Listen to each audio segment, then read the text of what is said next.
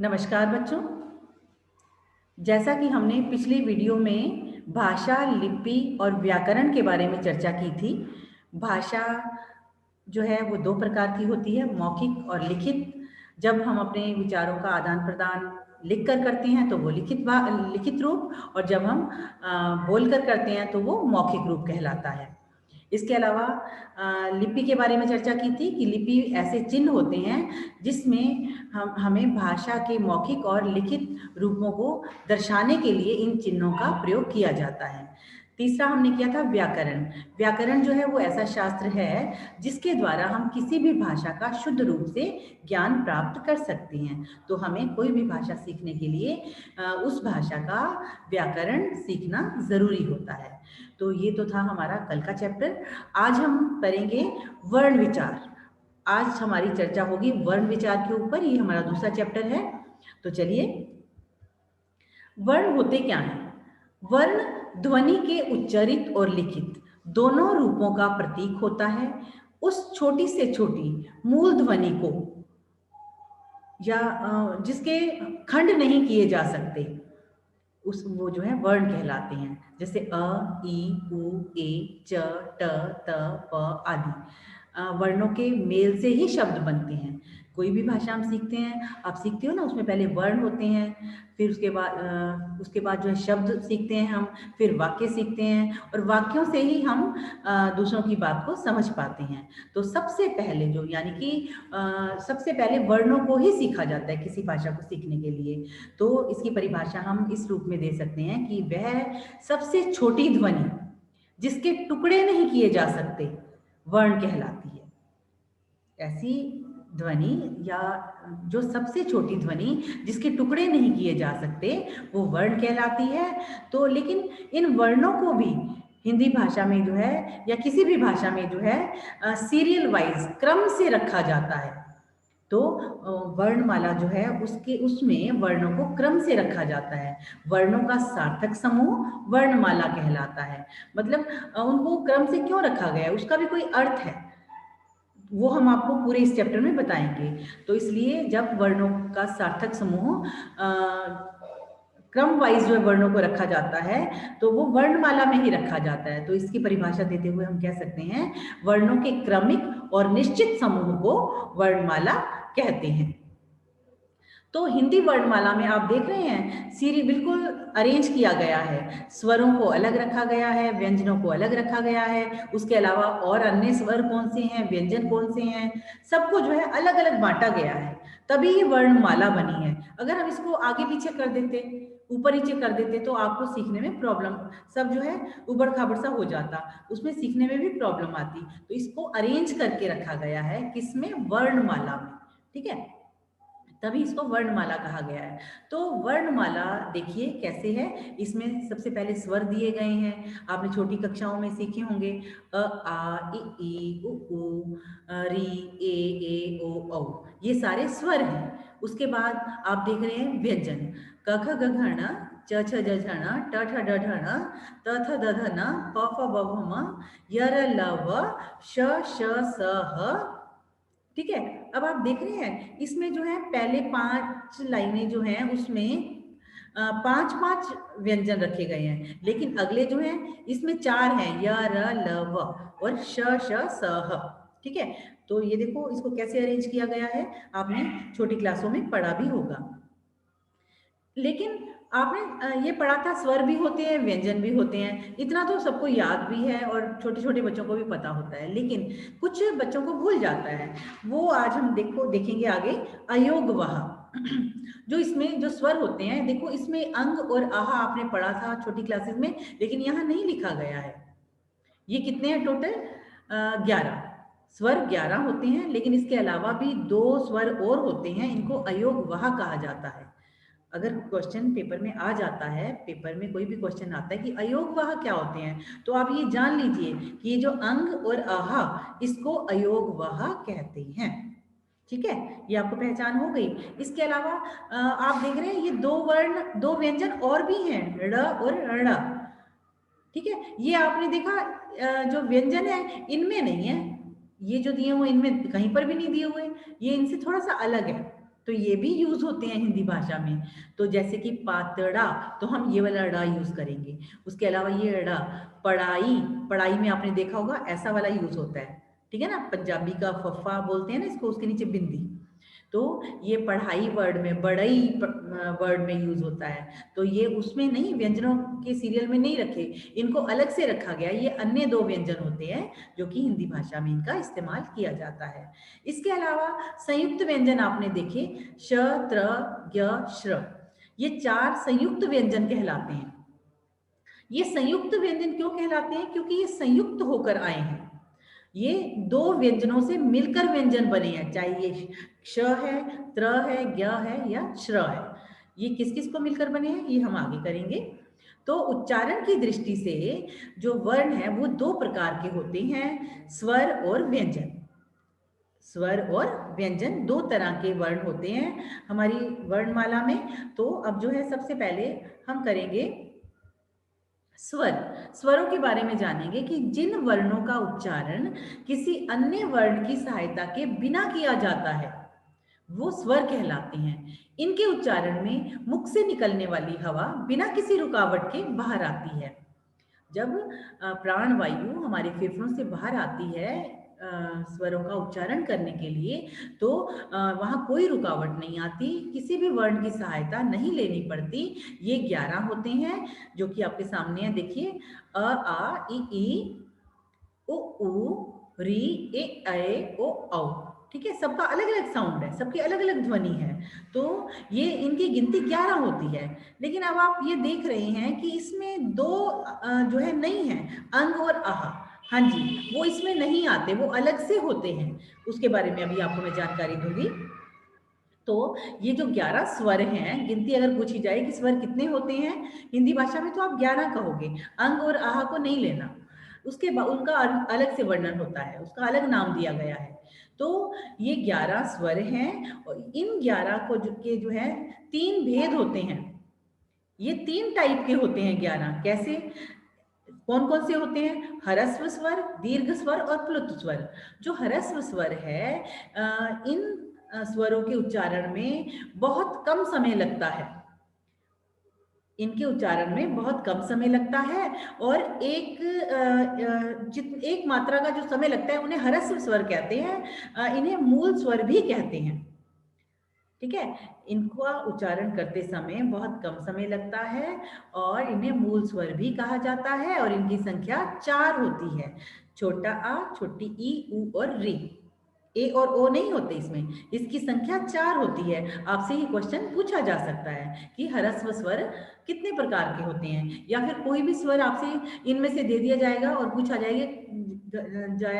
जा सकता है कि ह्रस्व स्वर इसमें से ये है या नहीं है। इस तरह का भी क्वेश्चन पूछा जा सकता है। तो आपको पता होना चाहिए कि ह्रस्व स्वर 4 तरह के होते हैं और वो हैं अ, ई, उ, री। उसके बाद दीर्घ स्वर। दीर्घ स्वर क्या होते हैं?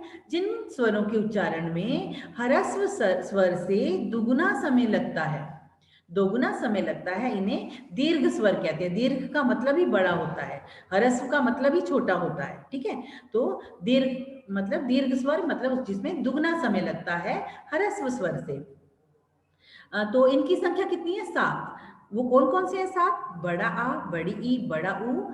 लेकिन ए और ओ जो है ये दोनों ही हैं, छोटे भी और बड़े भी। ठीक है, छोटा ए, ऐ, ओ, औ। ठीक है, ये हो गए दीर्घ स्वर। इसके बाद तीसरा है प्लुत स्वर।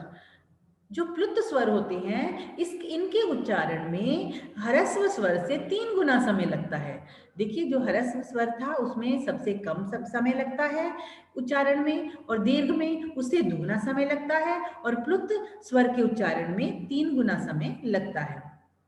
लेकिन प्लुत स्वर जो है हिंदी भाषा में बहुत कम कम हुए हैं। कुछ एक हैं, देखिए।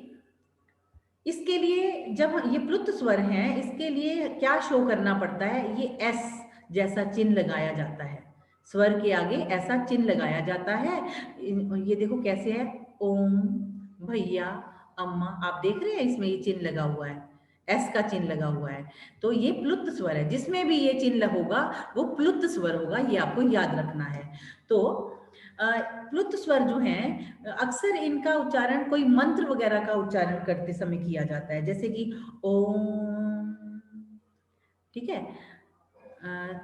हरि ओम, तो ओम में ज्यादा आवाज आती है ना, तो इसलिए ये ज्यादा आवाज दिखाने के लिए बीच में स्वर के बाद एस का चिन्ह लगा दिया गया है। भैया, भैया, तो देखिए यहाँ पे ज्यादा साउंड आ रहा है ना, आप बड़ी आग पे ज्यादा साउंड अभी दबाव पड़ रहा है, ज्यादा समय लग रहा है, तो यहाँ पर एस का साउंड ये चिन्ह जो है लगा दिया गया है। अम्मा, तो अम्मा में भी यहाँ पर अ का स्वर थोड़ा लंबा जा रहा है, यानी ह्रस्व स्वर से तिगुना समय लग रहा है, 3 गुना समय होने के कारण यहाँ पर ये चिन्ह लगा दिया जाता है। तो आपको इसकी पहचान हो गई होगी।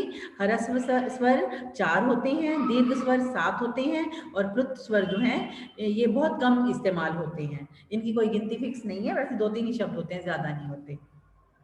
और इसमें ह्रस्व में कम समय लगता है, इसमें दुगुना समय लगा, और इसको इसके उच्चारण में 3 गुना समय लगता है। तो इन ये जो स्वर होते हैं इनका इस्तेमाल व्यंजनों के साथ किया जाता है और वैसे डायरेक्ट भी कर दिया जाता है। जैसे अमर, अमर में अ लगा हुआ है ना, आगम, आगम में बड़ा आ गया, इमली, इमली में ई लगा हुआ है स्वर, लेकिन ये व्यंजन के साथ मात्रा के रूप में भी प्रयोग होते हैं।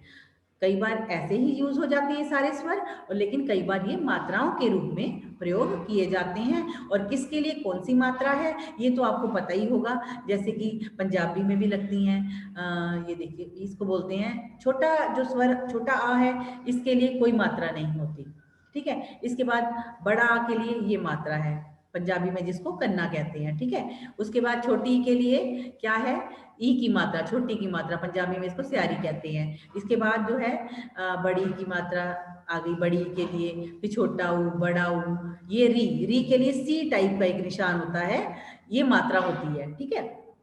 ये सी को दिखाने के लिए जो है लगाई जाती है, री को दिखाने के लिए ये मात्रा जो है लगाई जाती है। इसके बाद जो है ए के लिए, ये देखिए, ये बड़ी ए के लिए बड़ी ए की मात्रा, ओ के लिए ये मात्रा और बड़े ओ के लिए ये मात्रा। तो इन सारे स्वरों को मात्राओं के रूप में भी दर्शाया जाता है। अब आपने 11 स्वर किए, लेकिन उसके बाद के स्वर 2 आपने और भी छोटी क्लासों में पढ़े होंगे, अंग और आहा, ठीक है ना। वो आगे ये अंग और आहा ये आपके सामने है, ठीक है। जो ये अंग होता है इसको अनुस्वार कहते हैं, और आहा जो है इसको विसर्ग कहते हैं। ये होते क्या, इनको क्या नाम दिया जाता है, अयोगवाह, इसका नाम होता है अयोगवाह, ठीक है। स्वर जो थे हमने किए थे वो 11 किए थे, लेकिन आपने छोटी क्लासों में 2 और पढ़े थे, उनका अलग से नाम है, ठीक है। स्वर 11 होते हैं, अयोग वह, ये 2 टाइप के होते हैं, अंग और आहा। तो इसको हम जानेंगे। ये जो है अंग, इसको हम कहते हैं अनुस्वार, ये बिंदी के रूप में इस्तेमाल होता है।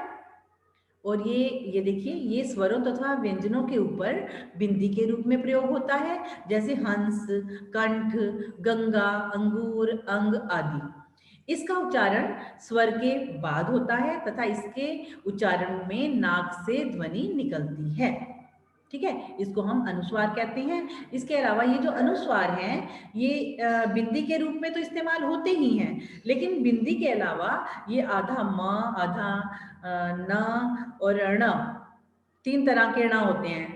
क ख ग वाली लाइन में भी, च छ ज झ वाली लाइन में भी और ट ठ ड ढ वाली लाइन में भी 3 ण अलग अलग प्रकार के होते हैं जो आपने सीखे थे छोटी कक्षाओं में।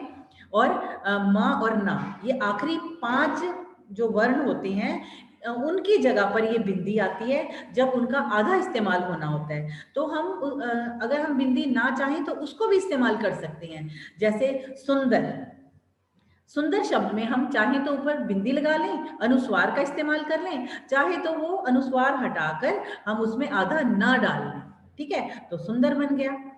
घंटी, घंटी में ण आता है, ठीक है, ण, जो यू टाइप में ण होता है, तो वो अगर वो आधा लगता है, आधा यूज होना होता है, तो उसकी जगह पे या तो ये अनुस्वार इस्तेमाल कर दिया जाता है या फिर उसको आधा लगा दिया जाता है। इसी तरह से म है, ये सारे जो है जब इनका इस्तेमाल आधा होना होता है तो उसकी जगह पर अनुस्वार का इस्तेमाल किया जाता है किसी भी व्यंजन के ऊपर।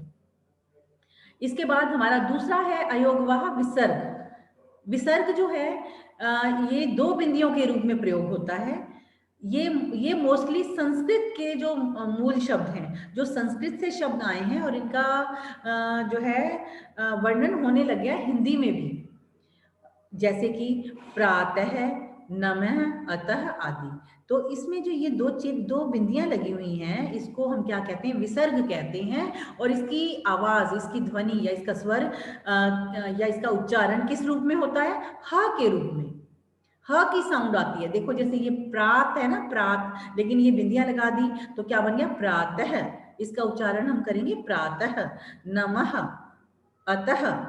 ठीक है, ह की साउंड आती है तो इसको क्या बोलते हैं, विसर्ग बोलते हैं। इन दो बिंदियों को विसर्ग कहा जाता है। ऊपर लगी हुई एक बिंदी को अनुस्वार कहा जाता है। ठीक है, ये दोनों हो गए अयोगवाह। अब हम चलते हैं अनुनासिक।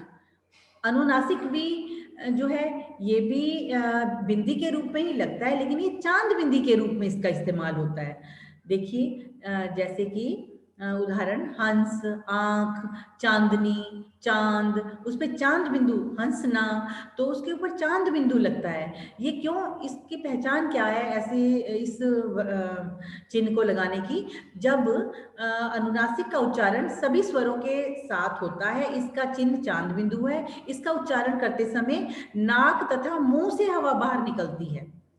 जब उच्चारण करते समय नाक और मुंह से हवा बाहर निकल रही हो तो नाक से आवाज आएगी। आप इसको प्रैक्टिस करके देखना, हंस, आंख, नाक से आ रही है, नाक से आवाज आती है, हवा भी निकलती है, तो इसको हम अनुनासिक कहते हैं।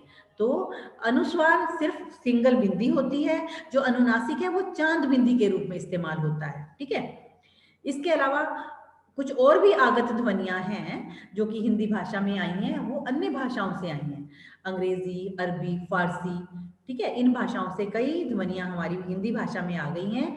जैसा कि आप देखिए, डॉक्टर, कॉलेज, ऑक्सीजन, बाल। ठीक है, आ रहे हैं ना ये? अब इसमें देखो, ये अंग्रेजी के शब्द हैं। ठीक है, इसके ऊपर जो है ये चिन्ह कौन सा आ रहा है, ये देखिए चांद टाइप का लगा हुआ है, लेकिन बिंदी नहीं है। लेकिन इसको बोलने में क्या होगा, उच्चारण कैसे होगा, औ, औ की साउंड आती है। Doctor, college, oxygen, ball. ठीक है, इस पे एक तो ये साइन आ गया, दूसरा अंग्रेजी से आए हुए ये शब्द हैं जो हिंदी में इस्तेमाल होने लग गए हैं। इसके बाद जो है क, ख, ग, ज, फ, इसके नीचे आप देख रहे हो बिंदी लगी हुई है। इसको क्या कहते हैं, जो पैर में बिंदी लगी हुई है? ये अरबी और फारसी की ध्वनियां हैं।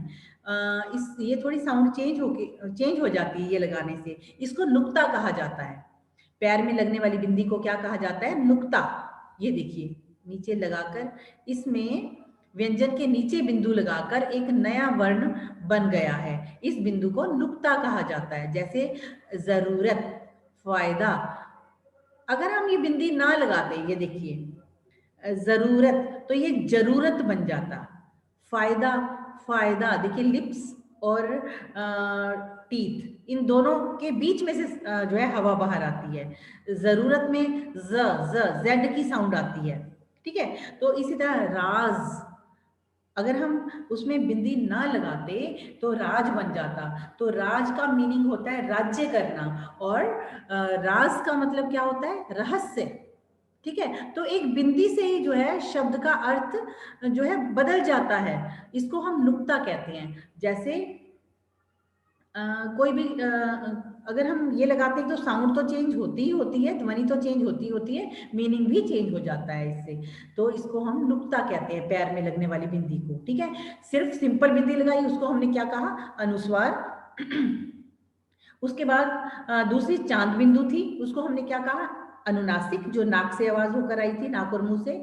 ये जो है जेड की आवाज करती हुई लगती है और पैर में लगती है व्यंजन के, इसको हम क्या कहते हैं, नुक्ता कहते हैं। ठीक है, इसके बाद हम करेंगे व्यंजन। ये तो आपने स्वरों के बारे में जानकारी ले ली, और कुछ अन्य स्वर जो आ गए, अन्य ध्वनियां जो आई हैं, आगत ध्वनियां जिनको कहा गया है, या अयोग वहां है, इसके बारे में आपको पता चला। अब हम आगे करेंगे व्यंजन।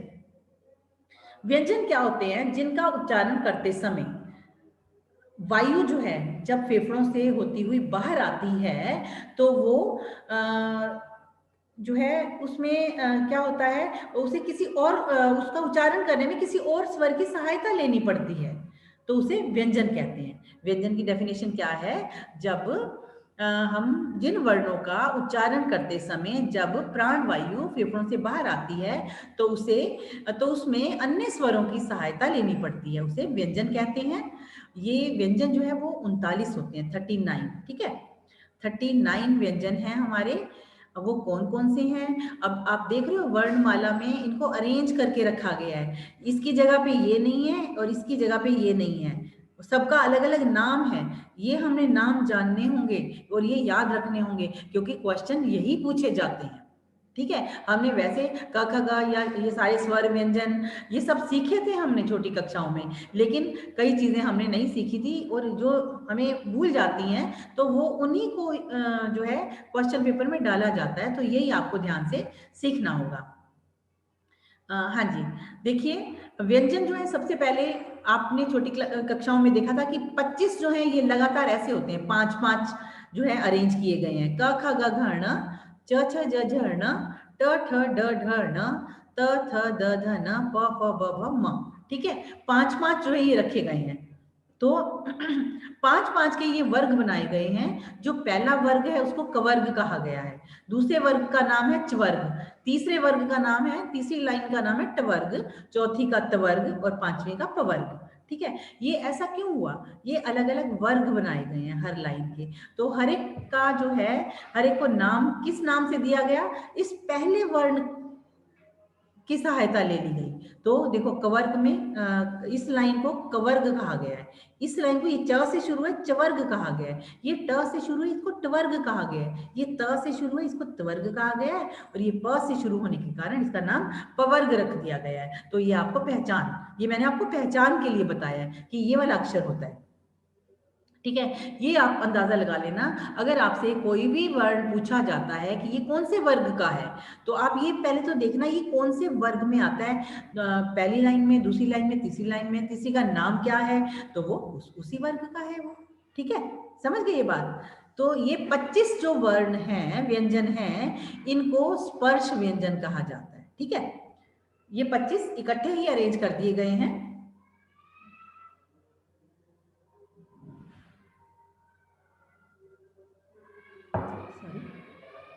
तो ये 25 जो है इकट्ठे ही अरेंज कर दिए गए हैं और इसका नाम दिया गया है स्पर्श व्यंजन, ठीक है।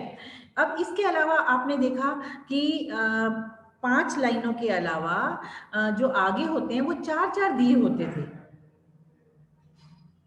कभी आपने ये सोचा नहीं होगा छोटी क्लासों में कि 4-4 क्यों है? क्योंकि ये 4 के अलग-अलग नाम हैं। इसमें उच्चारण करते समय थोड़ा-सा फर्क होता है, थोड़ा-थोड़ा फर्क है सब में, ठीक है। इसमें सेम उच्चारण होता है, इनमें सेम उच्चारण होता है, इसमें सेम होता है और इन 25 का जो है वो अलग से है सारी लाइन का, वो मैं आपको बताऊंगी। पहले हम जान लेते हैं कि ये तो स्पर्श व्यंजन हो गए। इसके बाद जो 4 है य र ल व, ये होते हैं अंतस्थ व्यंजन। उसके बाद श श स ह होते हैं ऊष्म व्यंजन। इसके बाद ये संयुक्त व्यंजन है जो कि दो दो व्यंजनों की को मिलाकर बनाए गए हैं, चाहे वो ये श हो, त्र हो, ज्ञ हो या श्र हो, इसको संयुक्त व्यंजन कहा गया है क्योंकि ये दो दो व्यंजनों को इनमें से व्यंजन लिए गए हैं लेकिन इन दोनों को मिलाकर जो है ये एक एक बनाए गए हैं, इसलिए इनको संयुक्त संयुक्त करके बनाए गए हैं, इसलिए इसका नाम भी संयुक्त व्यंजन पड़ गया है।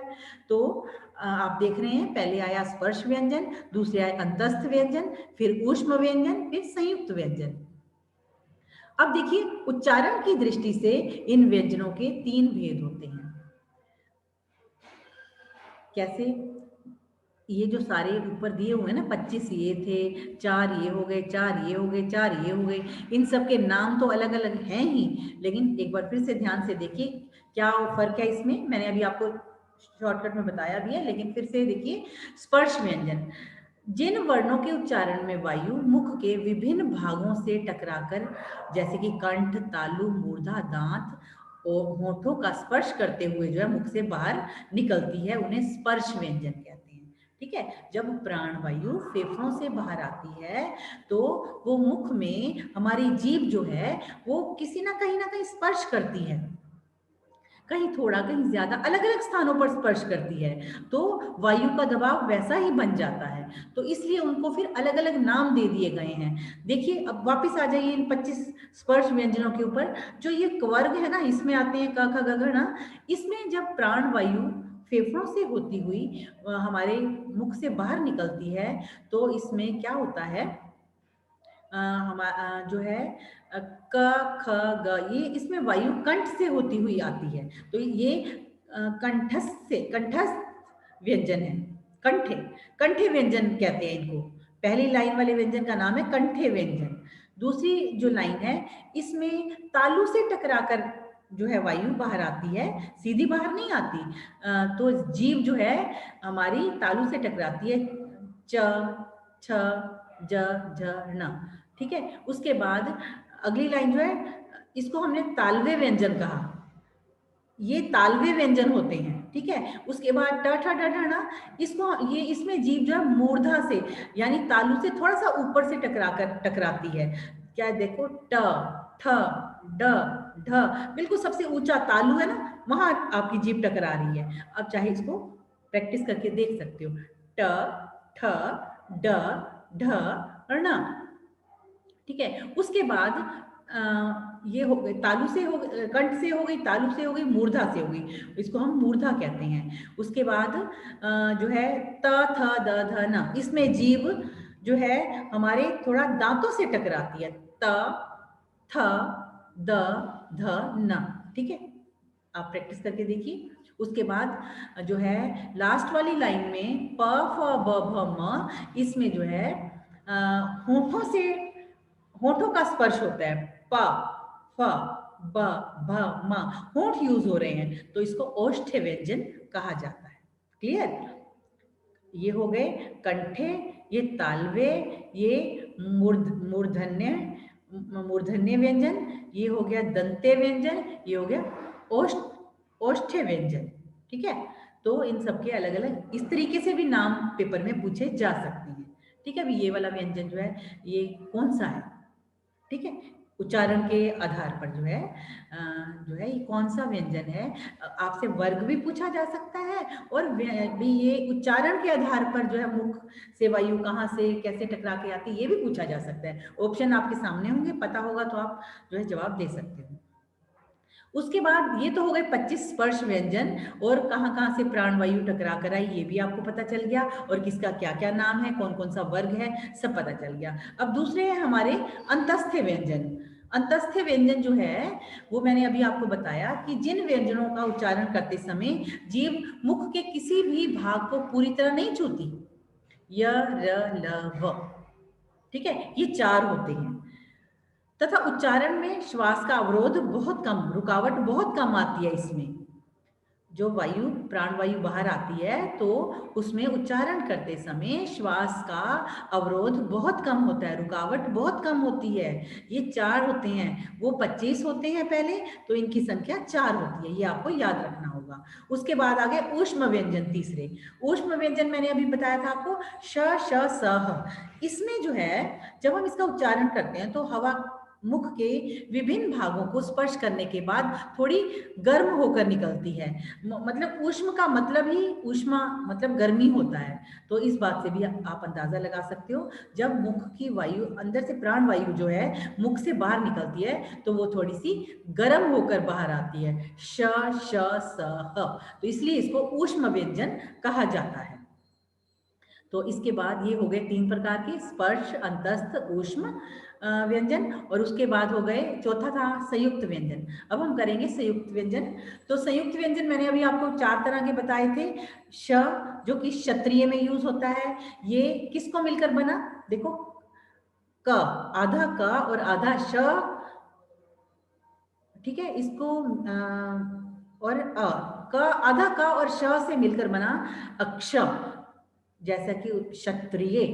ठीक है।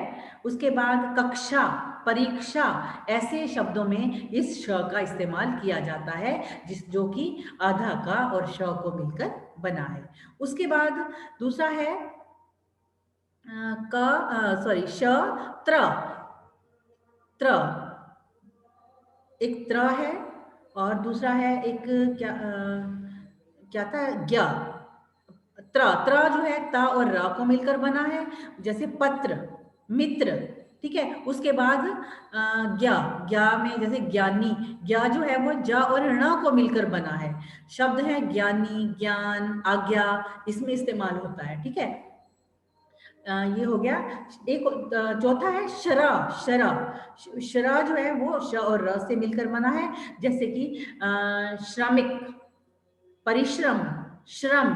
तो ये 4 तरह के संयुक्त व्यंजन होते हैं, अक्ष, त्र, ज्ञ और शरा, ठीक है, जो कि श्रीमती में भी लगता है। ये 4 संयुक्त व्यंजन होते हैं, 2 व्यंजनों को मिलकर बने, जो कि आपके सामने हैं। उसके बाद द्वित्व व्यंजन। द्वित्व व्यंजन क्या होते हैं? यहाँ पर 2 व्यंजन इस्तेमाल होते हैं, एक तो आधा होता है, एक पूरा होता है। जैसे बच्चा, सिक्का, देख रहे हो ना आप? बच्चा और सिक्का में जो है एक आधा है और दूसरा पूरा है, लेकिन सेम है, क है पहले में, ठीक है। सिक्का में जो है क, 2 क लगे हैं लेकिन एक आधा है। बच्चा में एक आधा चा लगा है और दूसरा पूरा चा लगा है। आगे देखिए पत्ता, ठीक है, पत्ता में भी आप देख रहे हैं एक आधा ता है, पूरा ता है, ठीक है। इसके बाद चम्मच, चम्मच में भी एक आधा माँ है, एक पूरा माँ है।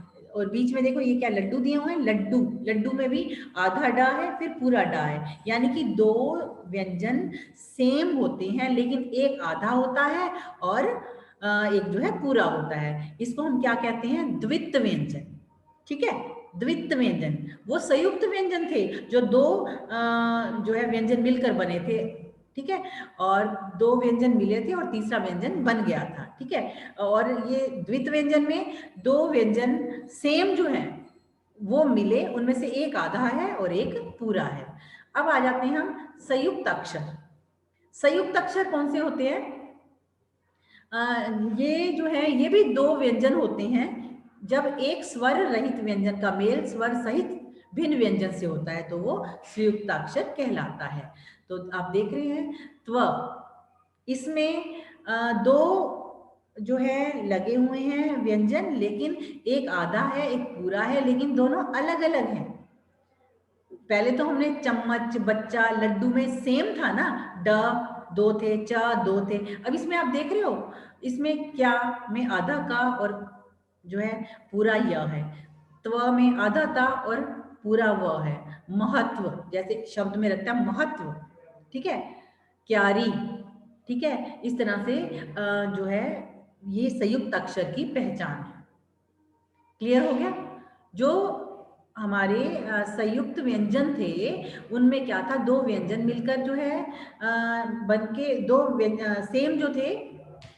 ये देखिए, इससे पहले मैंने आपको बताया था जो संयुक्त थे उसमें 2 विभिन्न व्यंजन मिलकर जो है तीसरा व्यंजन तैयार कर रहे थे। द्वित्व में 2 व्यंजन लगे थे, दोनों सेम थे, एक आधा था और एक पूरा था। लेकिन जो संयुक्त अक्षर है उसमें दोनों ही व्यंजन डिफरेंट हैं, लेकिन एक आधा है और एक पूरा है। इसको हम संयुक्त अक्षर कहते हैं। पहचान हो गई आपको? संयुक्त व्यंजन अलग चीज है, द्वित्व व्यंजन अलग चीज है और संयुक्त अक्षर अलग चीज है। तो चलिए अब हम करते हैं आगे। ये देखिए वर्णों की उच्चारण तालिका, ये मैंने अभी आपको पहले भी बताई है कि जो कंठ से ध्वनियां निकलती हैं, ध्वनि निकलती है कंठ और जीभ के नीचे का भाग, तो वो उसे कंठे कहते हैं। तालव्य ध्वनियां ये देखिए आपके सामने दी हुई हैं, क ख ग वाली लाइन है और स्वरों में छोटा, बड़ा और आह, ठीक है, ये कंठे हैं। फिर उसके बाद च छ ज वाली लाइन है और छोटी ई और बड़ी ई है, इसमें ये तालव्य हैं। ट ठ ड ढ वाली लाइन को मूर्धन्य कहा गया है, जो कि मूर्धा से टकराकर जब हमारी जीभ उच्चारण करती है। उसके बाद दंते, जो दांत से टकराती है जहां जीभ, और तब जो है वायु बाहर निकलती है, वो त वाली लाइन में। ओष्ठे जो है प वाली लाइन में, और ये स्वर कौन से लगे हैं? उ उ, ठीक है। उसके बाद जो है ये अंग ण ण ण म, इसमें जो है नासिका का प्रयोग होता है। उसके बाद व में दांत और होंठ का प्रयोग किया जाता है। इसके बाद ओ और औ में कंठ और होंठ का प्रयोग होता है। औ ओ औ, तो देखो लिप्स गोल गोल घूम जाते हैं, ठीक है। उसके बाद कंठ और तालु का इस्तेमाल होता है ए आए में। तो ये उच्चारण के अलग अलग स्थान हैं, तो इसको भी अलग अलग वर्गों के आधार पर सभी वर्णों को बांटा गया है। ये आप एक बार ध्यान से देखिएगा। आगे चलते हैं। अब है स्वर तंत्रियों के में कंपन के आधार पर जो व्यंजन है, हमारे स्वर की तंत्रियां जो हैं हमारे अंदर, हमारे गले में जो है बारीक बारीक जो है तंत्रियां बनी होती हैं, तो उसमें से कितनी, कहाँ कितना कंपन होता है, उसके आधार पर भी व्यंजनों को बांटा गया है। जैसे कि स्वर तंत्रियों के कंपन के आधार पर व्यंजन के जो भेद हैं, अघोष और सघोष। जिन ध्वनियों के उच्चारण में स्वर तंत्रियों में कंपन उत्पन्न नहीं होता उन्हें अघोष कहते हैं, ठीक है। जिसमें घोष नहीं होता, स्वर तंत्रियों में कंपन नहीं होता, उसे अघोष कहते हैं। सभी वर्गों के प्रथम और द्वितीय वर्ण जैसे कि क ख ग च छ, सभी वर्गों के यानी जो लाइनें थी उसके प्रथम और द्वितीय वर्ण, पहला और दूसरा वर्ण क्या था, क खा, पहली लाइन में क खा, दूसरी में च छा, फिर तीसरी में ट ठा, चौथी में त था, पांचवी में प फ। यानी कि पहले जो दो और इसके अलावा श श स, ये सारी अघोष वर्ण है। इनकी संख्या कितनी होती है, 13। ये आपको याद रखनी होगी। अगर पूछ लिया जाता है अघोष जो है उनकी संख्या कितनी है, अघोष व्यंजनों की, आप कहिएगा 13। आपका जवाब होगा 13। तो इसके बाद जो सघोष हैं, ये कौन कौन सी हैं? सघोष जिन ध्वनियों का उच्चारण करते समय स्वर तंत्रियों में कंपन पैदा होता है, उसमें कंपन पैदा नहीं होता। जब इनका उच्चारण किया जाता है तो इनमें स्वर तंत्रियों में जो स्वर अंदर से निकलता है गले में से, तो उन तंत्रों में थोड़ा कंपन पैदा होता है, उसे सघोष कहते हैं। तो प्रत्येक वर्ग के तृतीय और चतुर्थ तथा पंचम वर्ण, तीसरा चौथा और पांचवा वर्ण जो है हर एक लाइन का, ठीक है, वो क्या होते हैं, सघोष वर्ण होते हैं। ओके, पहले दो दो, हर वर्ग के पहले दो दो अघोष और लास्ट के तीन तीन सघोष। आ गई बात समझ में? इसके बाद उच्चारण के आधार पर व्यंजन के भेद। उच्चारण के आधार पर सांस या वायु की मात्रा, सांस या वायु की मात्रा के आधार पर व्यंजनों को दो भागों में विभाजित किया गया है, अल्प प्राण और महाप्राण। अल्प प्राण कौन से होते हैं? जिन व्यंजनों के उच्चारण में श्वास वायु कम मात्रा में बाहर निकलती है, ठीक है। जिन व्यंजनों के उच्चारण में जो हमारी श्वास वायु है या प्राण वायु है वो कम मात्रा में बाहर निकलती है, उन्हें अल्प प्राण कहते हैं। और ये व्यंजन कौन कौन से हैं? ये आपके सामने है, क ग ण, यानी पहला तीसरा और पांचवा, ठीक है। पहले वर्ग में पहला तीसरा पांचवा, दूसरे वर्ग में पहला तीसरा पांचवा। देख रहे हैं ना आप, च ज, च के बाद छा होता है, वो नहीं है यहाँ पर, ठीक है। ज के बाद झ होता है झंडा वाला, वो भी नहीं है यहाँ पर, फिर ण है, ठीक है। यानी कि जो अल्प प्राण होते हैं उसमें हर वर्ग का पहला तीसरा और पांचवा वर्ण जो है वो अल्प प्राण कहलाता है। ये आप ध्यान से, यहाँ लिखा नहीं हुआ ये, लेकिन आप मेरी बात को ध्यान से सुन लीजिए। अल्प प्राण क्या होते हैं? हर वर्ग का पहला तीसरा और पांचवा वर्ण, ठीक है। और इसके अलावा य र ल व, ओके, ये होते हैं अल्प प्राण। और महाप्राण कौन से होते हैं? जिन व्यंजनों के उच्चारण में वायु अधिक मात्रा में बाहर निकलती है। अल्प प्राण मतलब थोड़ा, अल्प का मतलब ही थोड़ा होता है, महा का मतलब ही महा यानी बड़ा होता है। इसी बात से आप अंदाजा लगा लीजिए, वर्ड के मीनिंग से ही आप ध्यान अपने माइंड में बिठा कर रख लीजिए कि अल्प में थोड़ी प्राण वायु बाहर निकलती है, और इसका जो है अब पहचान कौन सी है, वो कौन सी है, पहला तीसरा और पांचवा, और कौन से थे, यरा लावा, ठीक है। इसके और महाप्राण जिन व्यंजनों के उच्चारण में वायु अधिक मात्रा में बाहर निकलती है उसे महाप्राण कहते हैं। ये थे दूसरा और चौथा। देखिए, हर वर्ग का दूसरा और चौथा, पहली लाइन क ख ग घ ण से में से दूसरा ख और घ है, ठीक है। दूसरी लाइन में से जो है दूसरा और चौथा कौन सा है, छ और झ, ठीक है, इस तरह हर एक जो है वैसे ही दिया हुआ है। और उसके अलावा श, श, स, कौन से हैं ये व्यंजन? ऊष्म व्यंजन है, श, श, स। उसमें पहला, तीसरा, पांचवा के साथ मिल गए कौन से? अंतस्थ व्यंजन। स्पर्श व्यंजन तो ये वाले, अंतस्थ ये वाले हो गए, साथ में अंतस्थ मिल गए। इसमें जो है कौन कौन से आ गए? दूसरा और चौथा, और उसके साथ ये कौन से आ गए? ऊष्म व्यंजन। क्लियर? चार जो है यहाँ ऊष्म है महाप्राण में, और ऊपर जो है अल्प प्राण में कौन से थे? अंतस्थ है। ठीक है, यहाँ पहला, तीसरा, पांचवा, यहाँ दूसरा और चौथा, यानी जो बच गए वो महाप्राण हो गए। हो गई पहचान आपको? नहीं तो एक बार फिर से इसको ध्यान में रख लेना, मेरी बात को जो मैंने कही है वो ध्यान से सुनना, यहाँ लिखा नहीं हुआ है वो। हाँ जी, उसके बाद जो वर्ण होते हैं उनका संयोग क्या है? जैसे जो है वर्णों के परस्पर मेल को वर्ण संयोग कहते हैं। जैसे हमारा र है, र जो इस्तेमाल होता है, र वर्ण, इसके कई रूप हैं, ये विभिन्न रूपों में प्रयोग होता है। र साउंड एक ही है, ठीक है, उच्चारण करते समय र ही है, लेकिन थोड़े से फर्क के कारण ही जो है इसकी शेपिंग बदल गई है। आगे देखते हैं हम। देखिए ये र जो है ये किस रूप में इस्तेमाल होता है? ये देखो कर्म, देखो कर्म के ऊपर ये इस रूप में आ गया है, ऊपर आ गया, ये भी र ही होता है। ठीक है, उसके बाद देखो ये एक र ये है, ये भी र है, साउंड तो र की, उच्चारण तो र का है, लेकिन ये पैर में आ गया है, प्र। ठीक है, प्र, इसको बोलने से ही पता चल जाता है, प्र प के साथ ही आ रहा है। इसके बाद जो है श्र, देखो श्र, श्रमिक में ये भी र है। इसके बाद ये देखो स्रोत, ये भी पैर में से में लगा हुआ है। इसमें देखो पत्र, मित्र, इसमें भी र की साउंड आ रही है, लेकिन ये र कैसे लगा हुआ है आप देख रहे हैं, त्र, त्र में यूज हुआ है। इसी तरह से एक र इस तरह से यूज होता है। ये कैसे यूज, ये कौन कई वर्ड में यूज होता है, जैसे ड्रामा, ड्रेस, राष्ट्र, ट्रक, ट्र, ट्र ऐसी आवाज आती है इसकी। ये ज्यादातर ट और ड के नीचे ही इस्तेमाल होता है इसका, ट और ड के साथ ही प्लस होकर ये ट्र या ड्र बन जाता है। ठीक है, ये तो ये रा का अलग अलग रूपों में इस्तेमाल भी होता है, किसके साथ क्या मिलता है ये सामने आपकी पहचान दी हुई है, आप एक बार इसको ध्यान से पढ़ लीजिएगा। देखिए एक बार फिर हम देख लेते हैं। जब र स्वर रहित हो तो वह अपने से आगे वाले वर्ड के ऊपर लगता है, जैसे र प्लस म, कर्म। ठीक है, माँ के ऊपर री आ गई, कर्म। उसके बाद र से पहले कोई स्वर रहित व्यंजन हो तो र उसके पैरों में लगता है, जैसे प्र।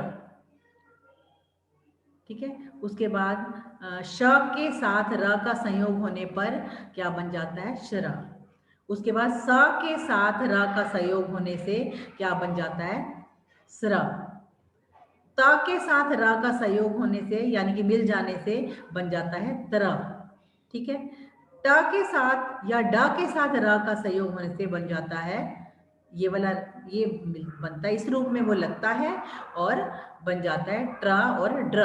जैसे एग्जांपल ये देखिए, ड्रामा, ड्रेस, ड्रम, ट्रेन, राष्ट्र, ये देखिए ऊपर वाली लाइन में राष्ट्र, ट्रक, ये ट और ड के नीचे ही होता है ये वाला रा। और देख लीजिए आप किस रूप में लगा हुआ है, इसकी शेपिंग अलग है।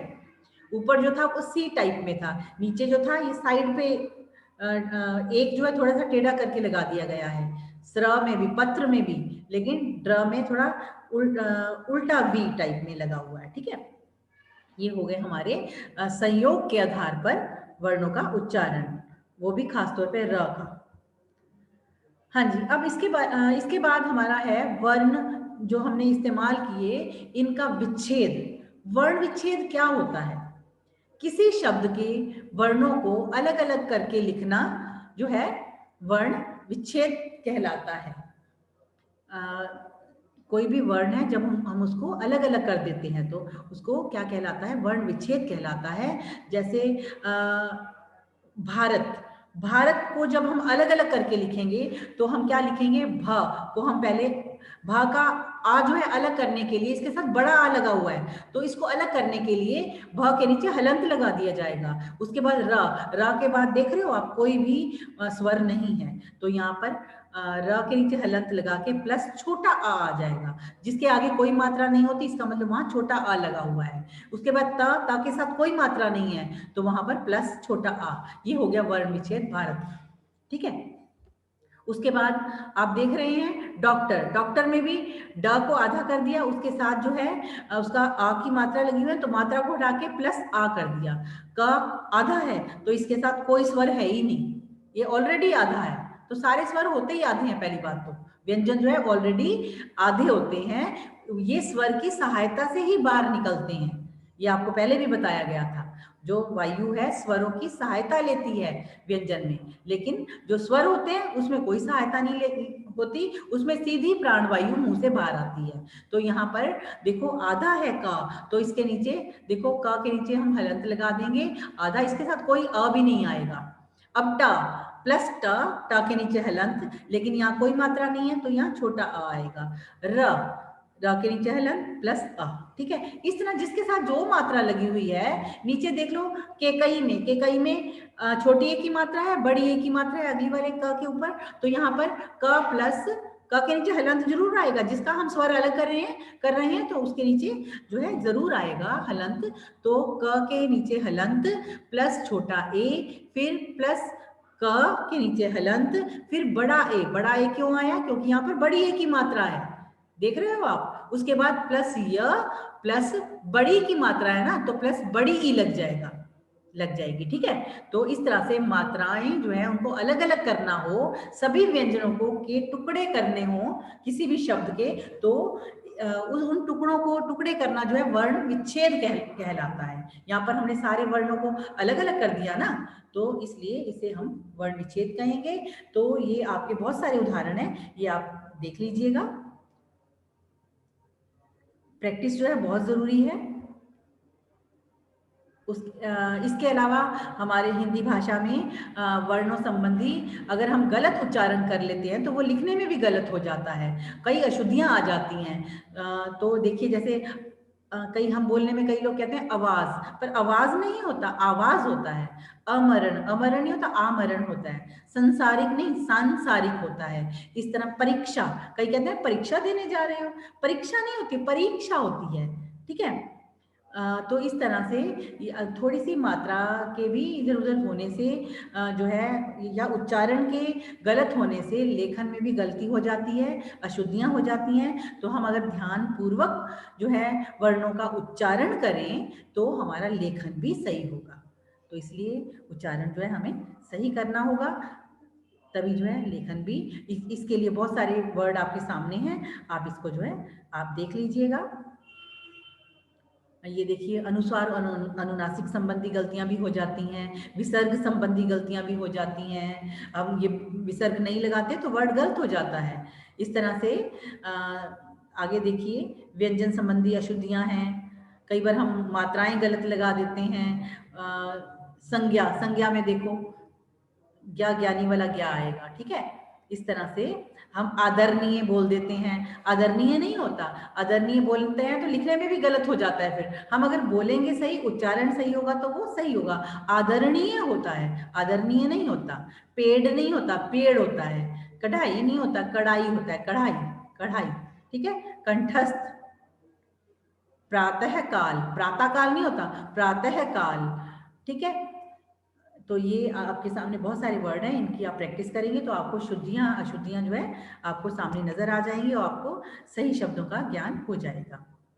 अब आपके सामने है अभ्यास। ये अभ्यास मेरे ख्याल से आपने ध्यान से सारा कुछ सुना होगा, तो अगर आप इस अभ्यास को स्वयं हल करेंगे तो आपको पता चल जाएगा कि किसका कौन सा जवाब है। तो अगर कोई नहीं समझ में आता तो फिर से आप चैप्टर को देख लीजिए, जो मैंने अभी आपको समझाया है वहाँ सबके जवाब पड़े हैं। ठीक है, जैसे एक दो हम क्वेश्चन सॉल्व करते हैं, इसके बाद जो है बाकी एक्सरसाइज आप खुद करेंगे। पहला है हिंदी वर्णमाला को कितने भागों में बांटा गया है? कितने भागों में? 2, 3 या 4? बताइए बताइए, 2, 3 या 4? यस, 2, बिल्कुल ठीक। स्वर और व्यंजन, ठीक है ना, वर्णमाला में दो थे ना, स्वर और व्यंजन। हाँ जी, किस शब्द में अनुस्वार का प्रयोग हुआ है? अनुस्वार का प्रयोग कहाँ पर हुआ है बताइए? अंगद, आंगन, क्योंकि। क्योंकि। हाँ, क्योंकि में भी देखो बिंदी लगी हुई है, लेकिन अ के ऊपर आया यहाँ पर अंगद, तो क्योंकि नहीं, यहाँ पर अंगद है। अ के ऊपर था ना बिंदी, उसी को कहा गया था ना, तो क्योंकि गलत है, दोनों में बिंदी है। आप सोचोगे कि ये भी अनुस्वार है, नहीं, ये अनुस्वार नहीं है। यहाँ पर यहाँ साउंड न की आ रही है, क्योंकि न की आती है ना आवाज, तो ये अनुस्वार नहीं है, ये नहीं है, इसको कहेंगे हम। ठीक है, उसके बाद कौन सा वर्ण ह्रस्व स्वर नहीं है, बता सकते हैं आप? ह्रस्व स्वर मैंने कौन से बताए थे आपको? सारे छोटे स्वर थे ना? तो जो दीर्घ स्वर था वो कौन से थे? बड़ी मात्राएं थी, तो ई है ना बड़ी वाला, तो यहाँ पर ह्रस्व स्वर कौन सा नहीं है? ई, बड़ी ई, बिल्कुल ठीक है। तो इसके अलावा और बहुत सारे क्वेश्चंस ये आपके सामने हैं, तो आप इसको कीजिए। ठीक है, इसके बाद मैं अगली वीडियो में आपके लिए नया चैप्टर लेकर आऊंगी, जो भी आपके सिलेबस के अकॉर्डिंग है। धन्यवाद।